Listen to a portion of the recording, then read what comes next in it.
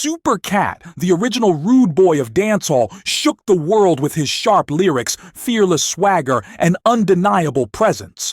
From dominating the sound systems in Jamaica in the late 80s and 90s to pioneering the dancehall hip-hop crossover, Super Cat's legacy is larger than life. But what's the real story behind the Don Dada? How much is he worth today? What's life like for the Wild Apache? Let's dive deep into his career, net worth, family, and iconic lifestyle.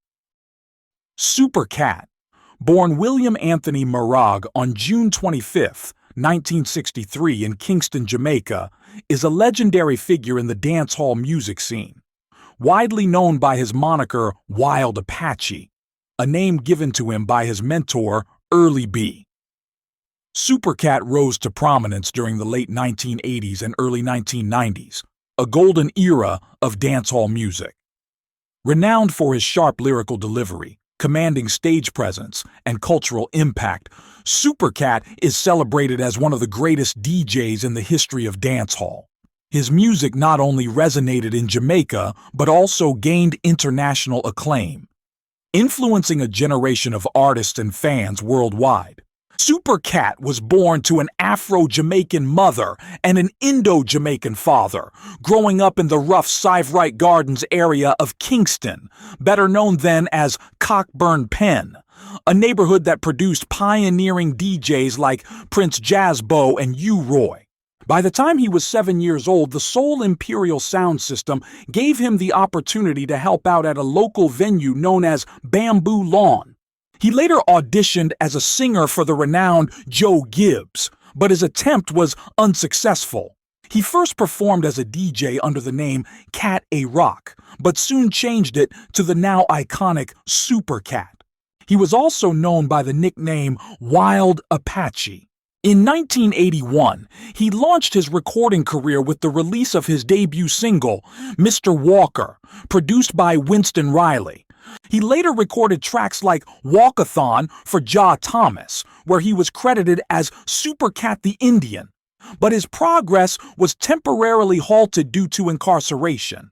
Upon his release, Super Cat joined forces with Early B on the Kilimanjaro sound system in 1984, and by 1985 he had released his debut album, See Boops D.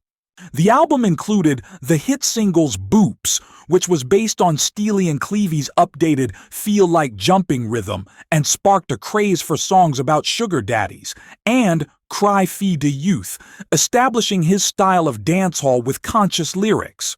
Super Cat launched his own label, Wild Apache Productions, where he took charge of producing his music, including the 1988 album Sweets for My Sweet. In 1991, he appeared on the album Cabin Stabbin', collaborating with Nicodemus and Junior Demus. Super Cat was slated to perform at the One Love concert in the UK in 1991, but his appearance was cancelled following the tragic shooting of Nitty Gritty. Although initially a suspect, Super Cat was cleared of any involvement in 1992. His rising success led him to the United States, where he signed with Columbia Records and released Don Dada in 1992, one of the first dancehall albums on a major record label. The following year, Sony Music issued The Good, The Bad, The Ugly, and The Crazy, teaming Super Cat with Nicodemus, Junior Demus, and Junior Cat. Throughout the early 1990s, Super Cat released several hit singles such as Don Dada, Ghetto Red Hot, and Dim No Worry We, the latter a collaboration with Heavy D. In 1992, Super Cat was featured on the remix of Jump by Criss Cross, and in 1993, he worked with them again on their track All Right. These hits made him the Source Magazine Dancehall Artist of the Year in 1993. Super Cat was also an early collaborator with the Notorious B.I.G, featuring the then-unknown rapper along with Mary J. Blige, Third Eye, and Puff Daddy on the B-side remix of Dolly My Baby in 1993. The title track, Don Dada, was a direct response to the many verbal jabs thrown at him by Ninja Mon. Super Cat's rendition of Fats Domino's My Girl Josephine, recorded with Jack Radix, was featured on the soundtrack of the 1994 film Prêt-à-Porter. In 1997, he was featured on the hit single Fly by Sugar Ray from their album Floored. In 2001, he teamed up with India Arie on her hit song Video, and later collaborated with Jadakiss and the Neptunes on The Dawn of Dawns in 2003. Also in 2003, he collaborated with 112 for their song Na Na Na Na. Following the death of his longtime road manager, Fred the Thunder Donner, in 2004, Super Cat released a multi-CD tribute album entitled Reggae-Matic Diamond All-Stars that featured contributions from Yami Bolo, Michael Prophet, Linval Thompson, Nadine Sutherland, and Sizzla, among others. Super Cat reappeared on the national reggae scene in 2009 for a show at Madison Square Garden with Buju Banton and Barrington Levy.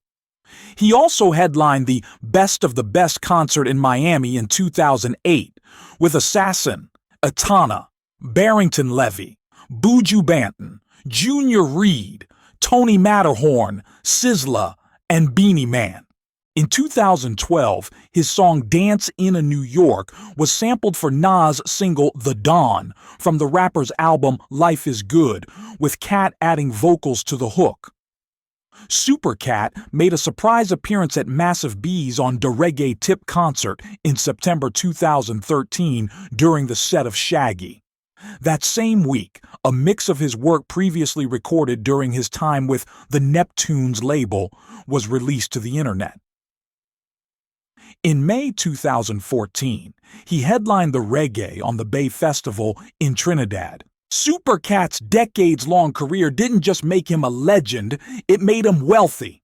With an estimated net worth of $4 million, he amassed his fortune through record sales, sold-out tours, and royalties from timeless hits that still dominate playlists today. With a career that includes collaborations with global hip-hop artists, as well as an influence that's still felt in the modern dancehall scene, Super Cat's music continues to generate income even in his semi-retirement.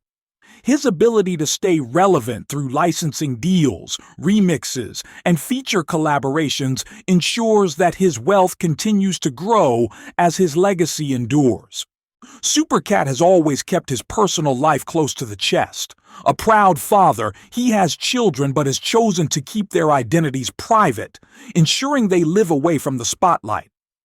His dedication to family reflects the values he often championed in his music: loyalty, respect, and humility. Super Cat's upbringing in a tight-knit community in Kingston shaped his grounded approach to fame and family life. Though he's known for his fiery persona on stage, those close to him describe him as soft-spoken and deeply introspective, valuing his roots and connections over material wealth. Super Cat's lifestyle strikes a balance between simplicity and sophistication. He's often spotted in sharp-tailored outfits that mix Caribbean flair with urban edge, staying true to his identity as the Don Dada. His influence on music is monumental. Artists like Bounty Killer, Beanie Man, and Vybz Kartel have acknowledged his impact on their craft. Even global stars like Rihanna and Drake have sampled or referenced his work, proving his timeless appeal. Super Cat's legacy isn't just about music, it's about breaking barriers, uplifting Jamaican culture, and inspiring a generation of artists to dream big. From his humble beginnings in Kingston to becoming a global icon, Super Cat's journey is nothing short of legendary. With his groundbreaking career, dedication to family, and lasting impact on the industry, he remains a true Don Dada of dancehall.